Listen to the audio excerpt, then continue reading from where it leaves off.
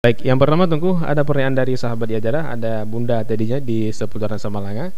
Pertanyaannya adalah di saat kita memilih pemimpin, misalkan ada calonnya dua tadinya ya, ada pencuri, ada ya perampok. Ini yang mana kita pilih?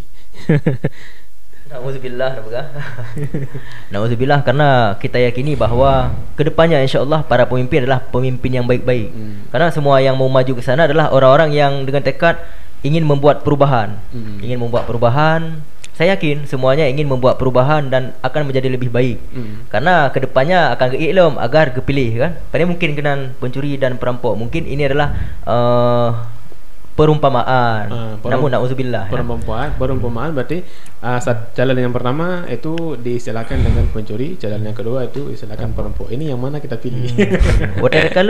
Kalian perampoknya ternyata mereka lebih parah ketimbang pencuri. Bahkan kalau pencuri seperti yang kita diskusikan tadi, mereka mengambil bahkan kita tidak tahu bahwa barang kita siapa yang mengambilnya. Sedangkan perampok yang dihadu haju wate cok barang ditanya dirampas dan dirampok ataupun lagi begal bawa jalan kan.